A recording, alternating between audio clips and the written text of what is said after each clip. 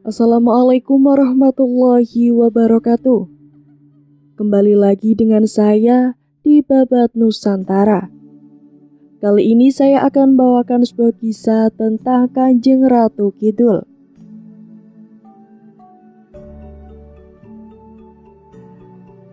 Kisah Kanjeng Ratu Kidul atau Dewi Srengenge. Di suatu masa hiduplah seorang putri cantik bernama Kadita. Karena kecantikannya, ia pun dipanggil dengan Dewi Srengenge, yang berarti matahari yang indah. Dewi Srengenge adalah anak dari Raja Munding Wangi. Meskipun sang raja mempunyai seorang putri yang cantik, ia selalu bersedih, karena sebenarnya ia selalu berharap mempunyai anak laki-laki. Raja pun kemudian menikah dengan Dewi Mutiara, dan mendapatkan putra dari perkawinan tersebut. Maka bahagialah sang raja. Dewi Mutiara ingin agar kelak putranya itu menjadi raja, dan ia pun berusaha agar keinginannya itu terwujud. Kemudian Dewi Mutiara datang menghadap raja dan meminta agar sang raja menyuruh putrinya pergi dari istana. Sudah tentu raja menolak. "Saya tidak akan membiarkan siapapun yang ingin bertindak kasar pada putriku," kata Raja Munding Wangi.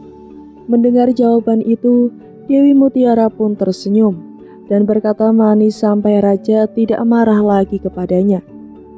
Tapi walaupun demikian, dia tetap berniat mewujudkan keinginannya itu. Pada pagi harinya sebelum matahari terbit, Dewi Mutiara mengutus pembantunya untuk memanggil seorang dukun. Dia ingin sang dukun mengutuk Kadita, anak tirinya. "Aku ingin tubuhnya yang cantik penuh dengan kudis dan gatal-gatal. Bila engkau berhasil, maka aku akan memberikan suatu imbalan yang tak pernah kau bayangkan sebelumnya." Sang dukun menuruti perintah sang ratu. Pada malam harinya, tubuh Kadita telah dipenuhi dengan kudis dan gatal-gatal. Ketika dia terbangun, dia menyadari tubuhnya berbau busuk dan dipenuhi dengan bisul. Putrinya yang cantik itu pun menangis dan tak tahu harus berbuat apa. Ketika raja mendengar kabar itu, beliau menjadi sangat sedih dan mengundang banyak tabib untuk menyembuhkan putrinya. Beliau sadar bahwa penyakit putrinya itu tidak wajar. Seseorang pasti telah mengutuk atau mengguna-gunanya. Masalah pun terjadi semakin rumit ketika Ratu Dewi Mutiara memaksanya untuk mengusir putrinya. "Putrimu akan mendatangkan kesialan bagi seluruh negeri," kata Dewi Mutiara. Karena raja tidak menginginkan putrinya menjadi gunjingan di seluruh negeri, akhirnya beliau terpaksa menyetujui usul Ratu Mutiara untuk mengirim putrinya keluar dari negeri itu. Putri malang itu pun pergi sendirian, tanpa tahu kemana harus pergi. Dia hampir tidak dapat menangis lagi. Dia memang memiliki hati yang mulia. Dia tidak menyimpan dendam kepada ibu tirinya. Malahan ia selalu meminta agar Tuhan mendampinginya dalam menanggung penderitaan. Hampir 7 hari dan 7 malam dia berjalan sampai akhirnya tiba di Samudra Selatan. Dia memandang samudra itu. Airnya bersih dan jernih. Tidak seperti samudra lainnya yang airnya biru atau hijau. Lalu dia melompat ke dalam air dan berenang. Tiba-tiba ketika air Samudra Selatan itu menyentuh kulitnya, mukjizat terjadi. Bisulnya lenyap dan tak ada tanda-tanda bahwa dia pernah kudisan atau gatal-gatal. Malahan dia menjadi lebih cantik daripada sebelumnya. Bukan hanya itu, kini dia memiliki kuasa untuk memerintah seisi Samudra Selatan. Kini ia menjadi seorang peri yang disebut Nyi Roro Kidul, atau Ratu Pantai Samudra Selatan yang hidup selamanya. Kanjeng Ratu Kidul atau sama dengan Ratna Suwinda tersebut dalam Babat Tanah Jawi abad ke-19 adalah seorang pangeran dari kerajaan Pajajaran.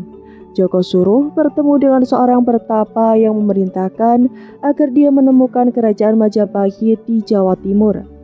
Karena sang pertapa adalah seorang wanita muda yang cantik, Joko Suruh pun jatuh cinta kepadanya. Tapi sang pertapa yang ternyata merupakan bibi dari Joko Suruh bernama Ratna Suida menolak cintanya. Ketika muda, Ratna Suida mengasingkan diri untuk bertapa di sebuah bukit. Kemudian ia pergi ke pantai selatan Jawa dan menjadi penguasa spiritual di sana. Ia berkata kepada pangeran, jika keturunan pangeran menjadi penguasa di kerajaan yang terletak di dekat Gunung Merapi, ia akan menikahi seluruh penguasa secara bergantian. Generasi selanjutnya Panembahan Senopati, pendiri kerajaan Mataram kedua. Beliau mengasingkan diri ke pantai selatan untuk mengumpulkan seluruh energinya dalam upaya mempersiapkan kampanye militer melawan kerajaan utara. Meditasinya menarik perhatian Kanjeng Ratu Kidul, dan dia berjanji untuk membantunya. Selama 3 hari dan 3 malam dia mempelajari rahasia perang dan pemerintahan, dan intrik-intrik cinta di istana bawah airnya, hingga airnya muncul dari Laut Parangkusumo, kini Yogyakarta Selatan.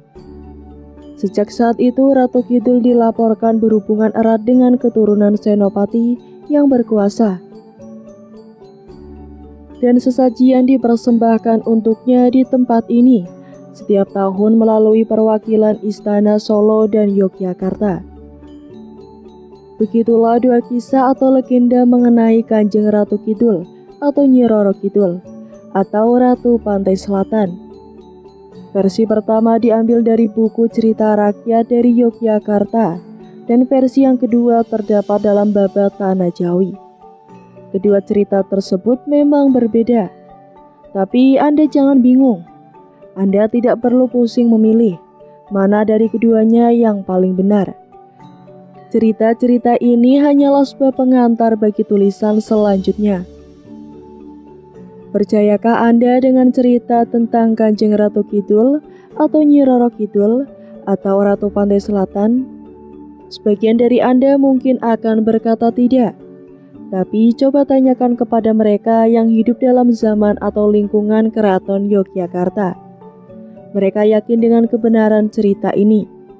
Kebenaran akan cerita Kanjeng Ratu Kidul memang masih tetap menjadi polemik.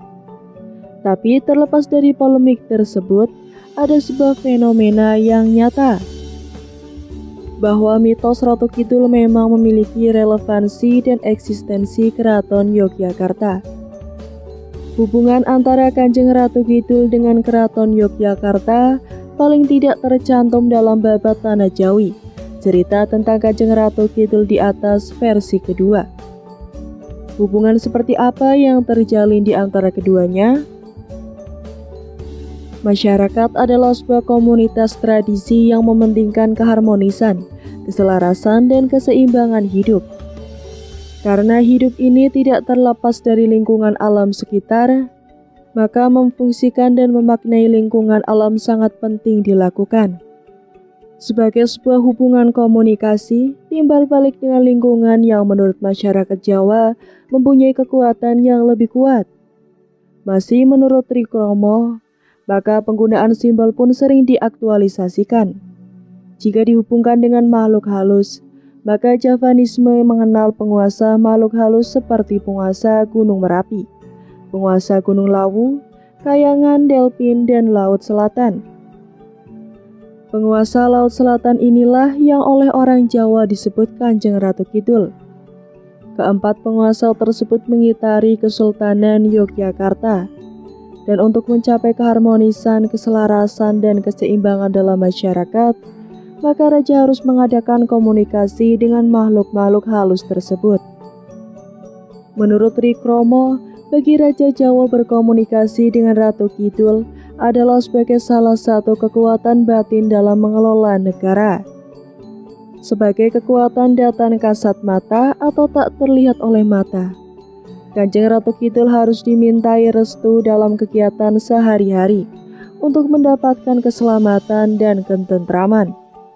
Kepercayaan terhadap Ratu Kidul ini diaktualisasikan dengan baik pada kegiatan labuhan, misalnya sebuah upacara tradisional keraton yang dilaksanakan di tepi Laut Selatan Yogyakarta, yang diadakan tiap ulang tahun Sri Sultan Hamengkubuwono menurut perhitungan tahun Saka tahun Jawa.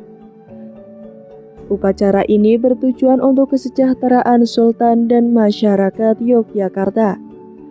Kepercayaan terhadap Kanjeng Ratu Kidul juga diwujudkan lewat tari bedaya Lembang Sari dan bedaya Sambang yang diselenggarakan untuk menghormati serta memperingati Sang Ratu. Bukti lainnya adalah dengan didirikannya sebuah bangunan dari Komplek Taman Sari, istana di bawah air, sekitar 1 km sebelah barat Keraton Yogyakarta Hadiningrat, yang dinamakan Sumur Gumuling. Tempat ini diyakini sebagai tempat pertemuan Sultan dengan Ratu Pantai Selatan atau Kanjeng Ratu Kidul. Penghayatan mitos Kanjeng Ratu Kidul tersebut tidak hanya diyakini dan dilaksanakan oleh pihak keraton saja, tapi juga oleh masyarakat pada umumnya di wilayah kesultanan. Salah satu buktinya adalah adanya kepercayaan bahwa jika orang hilang di pantai Parangtritis, maka orang tersebut hilang karena diambil oleh sang ratu. Selain Keraton Ngayogyakarta Hadiningrat, mitos Kanjeng Ratu juga diyakini oleh saudara mereka, Keraton Surakarta Hadiningrat. Dalam Babat Tanah Jawi, memang disebutkan bahwa Kanjeng Ratu Kidul pernah berjanji kepada Panembahan Senopati, penguasa pertama Kerajaan Mataram, untuk menjaga Kerajaan Mataram, para sultan, keluarga kerajaan, dan masyarakat dari malapetaka. Dan karena kedua keraton Yogyakarta dan Surakarta memiliki leluhur yang sama atau Kerajaan Mataram, maka seperti halnya Keraton Yogyakarta, Keraton Surakarta juga melaksanakan berbagai bentuk penghayatan mereka kepada Kanjeng Ratu Kidul. Salah satunya adalah pementasan tari yang paling sakral di keraton, Bedoyo Ketawang, yang diselenggarakan setahun sekali pada hari peringatan Hari Penobatan para Raja. 9 orang penari yang mengenakan pakaian tradisional pengantin Jawa mengundang Ratu Kidul untuk datang dan menikahi Susuhan, dan kabarnya Sang Ratu kemudian secara gaib muncul dalam wujud penari ke-10 yang nampak berkilauan. Kepercayaan terhadap Ratu Kidul ternyata juga meluas sampai ke daerah Jawa Barat. Anda pasti pernah mendengar bahwa ada sebuah kamar khusus nomor 308 di lantai atas Samudra Beach Hotel, Pelabuhan Ratu, yang disajikan khusus untuk Ratu Kidul. Siapapun yang ingin bertemu dengan Sang Ratu bisa masuk ke ruangan ini, tapi harus melalui seorang perantara yang menyajikan persembahan buat Sang Ratu. Pengkhususan kamar ini adalah salah satu simbol gaib yang dipakai oleh mantan Presiden Soekarno. Sampai sekarang di masa yang sangat modern ini, legenda Kanjeng Ratu atau Nyi Roro Kidul atau Ratu Pantai Selatan adalah legenda yang paling spektakuler. Bahwa ketika Anda membaca kisah ini, banyak orang dari Indonesia atau negara lain mengakui bahwa mereka telah bertemu dengan Ratu Peri yang cantik mengenakan pakaian tradisional Jawa. Salah satu orang yang dikabarkan juga pernah menyajikan secara langsung wujud Sang Ratu adalah sang maestro pelukis Indonesia, almarhum Effendi. Pengalamannya itu kemudian ia tuangkan dalam sebuah lukisan. Pesan moral dari cerita Nyi Roro Kidul yaitu kebenaran dan kebaikan akan selalu diunggulkan. Meskipun Putri Kandita mengalami penghinaan dan pengusiran dari istana, ia tetap menjunjung tinggi kebenaran dan kebaikan. Dia tidak membalas dendam atau melakukan tindakan jahat terhadap mereka yang telah melukainya. Akhirnya kebaikan dan kesaktiannya membuatnya menjadi penguasa yang dihormati. Keberanian menghadapi cobaan dan tantangan. Meskipun Putri Kandita menghadapi penyakit yang menyiksa dan diusir dari istana, ia tidak menyerah pada nasib buruknya. Dia memiliki keberanian untuk mencari kesembuhan dan melanjutkan hidupnya dengan cara yang lebih baik di Pantai Selatan. Lalu yang ketiga, yaitu kesetiaan dan penghargaan terhadap orang lain. Putri Kandita menunjukkan kesetiaan yang besar terhadap nelayan setempat yang menerima dan membantunya. Dia juga menghormati dan menghargai para pangeran yang datang untuk melamarnya, dengan menempatkan syarat yang sulit untuk menunjukkan kesaktian mereka. Selanjutnya yang keempat yaitu keindahan bukanlah segalanya. Meskipun Putri Kandita memiliki kecantikan yang menakjubkan, dia tidak tergoda oleh daya tariknya sendiri. Dia menunjukkan bahwa keberanian, kebaikan hati, dan kebijaksanaan jauh lebih berharga daripada penampilan fisik semata. Lalu yang terakhir yaitu pesan moralnya, menghormati kekuatan alam. Cerita ini mengajarkan kita untuk menghormati kekuatan alam dan menjaga keseimbangan dengan alam. Larangan memakai pakaian berwarna hijau di sekitar pantai selatan sebagai tanda penghormatan terhadap Nyi Roro Kidul adalah contoh bagaimana masyarakat menghormati kekuatan alam dan mitos yang melekat pada lingkungannya. Moral-moral ini mengajarkan kita untuk menjadi pribadi yang teguh dalam prinsip, berani menghadapi cobaan, dan menghormati orang lain serta alam sekitar. Sekian cerita tentang Nyi Roro Kidul. Jangan lupa untuk klik like, komen, subscribe channel ini, dan bunyikan loncengnya, agar kalian tidak ketinggalan cerita menarik lainnya. Terima kasih. Wassalamualaikum warahmatullahi wabarakatuh.